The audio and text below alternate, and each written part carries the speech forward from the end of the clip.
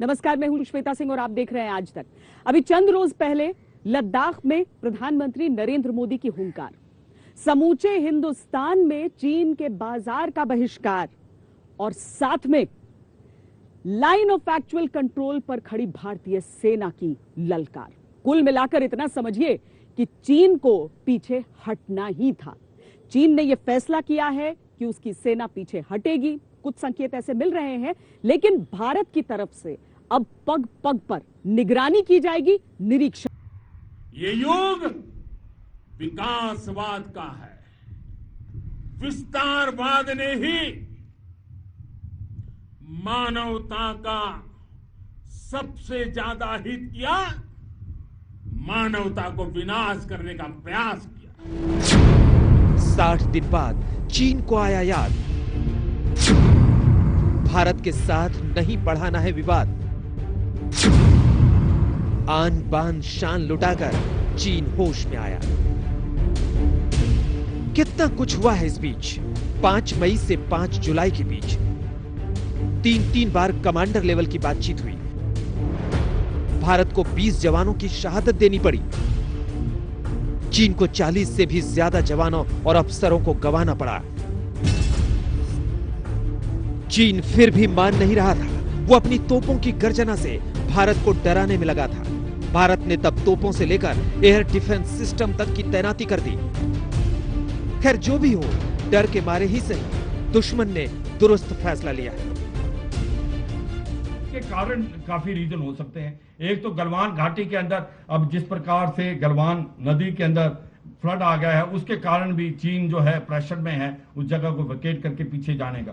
और दूसरी बात, कहीं ना कहीं जो अंडरस्टैंडिंग पहुंची थी 30 जून को लेफ्टिनेंट जनरल हरिंदर और उनके काउंटर पार्ट और पीएलए में जो जनरल ल्यूलेन एंड एनएसए जो है अपने भारत के, और उनकी बातचीत हुई है फॉरेन मिनिस्टर ऑफ चाइना वांग हुई, उसका भी इससे भी इम्पैक्ट है। और कहीं ना कहीं ऐसा भी लगता है कि चीन जो है अभी थोड़ा सा सहम गया है। उसको पता लग गया है कि भारत मेन बिजनेस, स्पेशली उसको लगता है कि भारत की जो फौज है वो बैटल हार्डन्ड है। 72 घंटे तक चीन की वापसी की निगरानी करेगा भारत। चीन के कहे सुने पर नहीं जाएगा भारत। वापसी वाले इलाकों में जाकर तस्दीक करेगा भारत। फैसला भी यही हुआ था। वापसी प्रक्रिया शुरू होने के बाद दोनों तरफ के सैनिक एक दूसरे के दखल वाले इलाके में जाएंगे और ग्राउंड से अपने अधिकारियों को रिपोर्ट देंगे। चीन की नीति और नीयत पर भारत को भरोसा नहीं है, इसलिए एक एक चीज जांची जाएगी, परखी जाएगी। फिलहाल गलवान घाटी से कुछ चीनी सैनिक और टेंट पीछे तो हटे हैं, लेकिन पीछे के इलाके में चीनी सेना के बड़े आर्मर्ड व्हीकल और हथियार पूरी तरह से तैनात हैं। ऐसे में भारतीय सेना मौजूदा हालात पर नजर बनाए हुए है। 15 जून की खूनी भिड़ंत के बाद भारतीय सेना चीनी सेना पर आसानी से भरोसा नहीं कर सकती और इसीलिए भारतीय सेना इस हालात में अपनी तैयारियों में कोई कमी नहीं करना चाहती। ऐसा नहीं है कि ड्रैगन को ऐसा कोई सपना आया है और वो रातों रात शराफत पर उतर आया है। दरअसल वो 10 दिशाओं से घिर गया है। जनता सवाल उठाने लगी है कि भारत के साथ मोर्चा खोलने की जरूरत क्या थी। कुछ एक्सपर्ट्स इसे चीन के इंटेलिजेंस की नाकामी मान रहे हैं कि शी जिनपिंग की सत्ता भारत की शक्ति को आंकने में भूल कर गई। भारत के साथ खबरों का कारोबार कबाड़ खाने में जाने लगा। 59 ऐप्स बैन करने से लेकर निर्माण, संचार और रेलवे में चीन के ठेके ठप करना इसकी मिसाल है। उधर दक्षिण चीन सागर में अमेरिका ने चीन के घमंड को चूर चूर करना शुरू कर दिया है। इस पर रिपोर्ट इस शो में आगे दिखाएंगे। हांगकांग अलग जल रहा है, ताइवान तकरार के मूड में है। चीन कब तक सीमा पर कब तक सीनाजोरी करता, इसलिए इस क्रिकेट ने रंग बदल दिया। मंजीत नेगी, लेह, आज तक।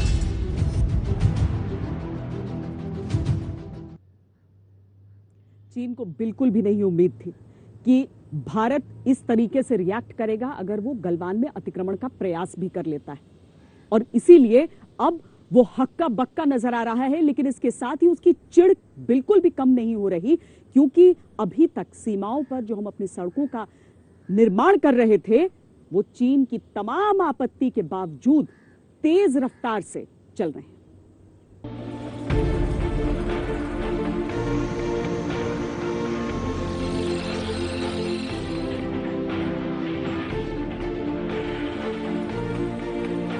लद्दाख की ये तस्वीरें सेना की ताकत बढ़ाने वाली तस्वीरें हैं। ये तस्वीरें हिंदुस्तान का हौसला बढ़ाने वाली तस्वीरें हैं, जो ये संदेश भी दे रही हैं कि किसी भी सूरत में सीमावर्ती इलाके में निर्माण नहीं रुकेगा। चीन कितना ही चीख ले, कितना ही दबाव बना ले, भारत अपनी जमीन पर मूलभूत ढांचा और मजबूत करता ही रहेगा। भारत और चीनी सेनाओं के बीच में टकराव की एक बड़ी वजह सरहद पर भारत की तरफ से सामरिक सड़कों का और पुलों का तेजी से निर्माण किया जाना है। चीन इस बात से घबराया हुआ है कि भारतीय सेना इतनी तेजी के साथ सामरिक सड़कें और पुल क्यों बना रहा है। इस काम में बीआरओ अहम भूमिका निभा रहा है। अब हम आपको दिखाते हैं कि बीआरओ किस तरह से काम कर रहा है। इस वक्त हम लेह से 35 किलोमीटर दूर करगिल की तरफ नीमू में खड़े हैं, जहां पर प्रधानमंत्री मोदी पहुंचे थे। उन्होंने यहाँ पर सैनिकों को संबोधित किया।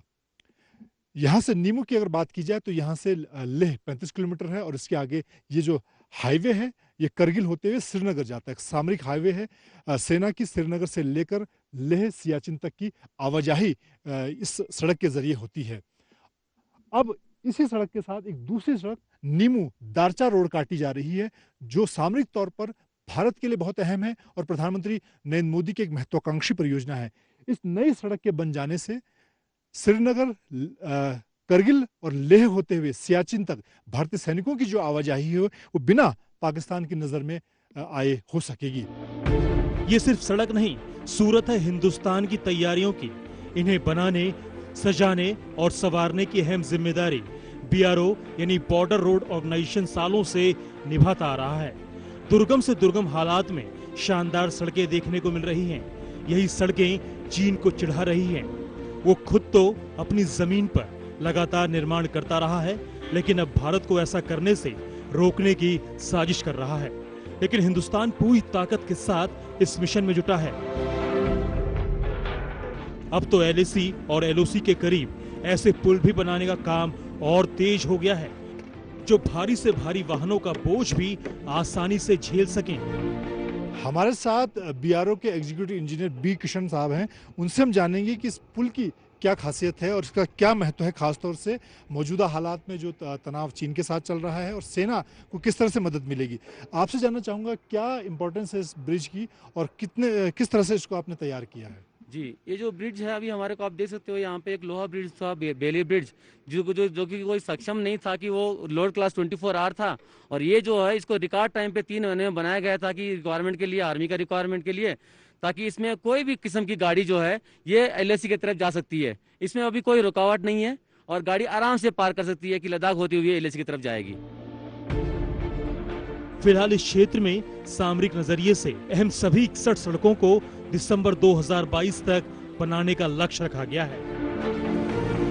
लेह के आसपास जगह जगह काम तेजी से चलता दिख रहा है। दरअसल पाकिस्तान को पटखनी देने के लिए और चीन की चालबाजी नाकाम करने के लिए लेह से इन दोनों मोर्चों पर सड़कों का जाल बिछाना बेहद जरूरी है। कई जगह दुर्गम रास्तों को समतल किया जा रहा है, तो कई जगह पहाड़ को काटकर सड़क बनाने की कोशिश की जा रही है। फिलहाल कोशिश यही है कि बर्फबारी होने से पहले ज्यादा से ज्यादा काम निपटा लिया जाए। लद्दाख में चीन से लगने वाली 1200 किलोमीटर लंबी एलएसी पर पिछले 3 सालों में बीआरओ ने काफी तेजी के साथ काम किया है। खासतौर से ऐसे पुराने सामरिक पुलों को बदलने का काम चल रहा है। ये पुराने लोहे के पुल हैं, जिन्हें बदलकर अब नए कंक्रीट के पक्के पुल बनाए जा रहे हैं। अब तक करीब 20 ऐसे पुल बनाए जा चुके हैं, जबकि 20 और यानी कि कुल 40 पुलों पर काम चल रहा है, और जिसकी वजह से सेना की जो सरहद तक पहुंचने की आवाजाही है, सेना के जो बड़े हथियार, टैंक हैं, उनकी आवाजाही आसानी से हो रही है। मौजूदा हालात में जब इस वक्त सरहद पर चीन और भारत की सेनाएं आमने सामने खड़ी हैं, ऐसे नए पुलों के बन जाने से सेना की आवाजाही आसान हो गई है। कैमरामैन संजय चौधरी के साथ मंजित नेगी, बासगो, आज तक। चीन से जितना हैंडल में नहीं हो सकता था, उतने मोर्चों पर उसने एक साथ लड़ाई के फ्रंट खोल दिए। एलएसी पर भारत से उसे मात खानी पड़ रही है, तो साउथ चाइना सी में अमेरिका अपना शक्ति प्रदर्शन कर रहा है। अभी तक चीन अपनी तरफ से अपने युद्धपोत, अपने एयरक्राफ्ट कैरियर्स का प्रदर्शन कर रहा था। लेकिन देखना यह है कि अमेरिका के शक्ति प्रदर्शन के सामने उसकी कितने दिनों तक चलेगी।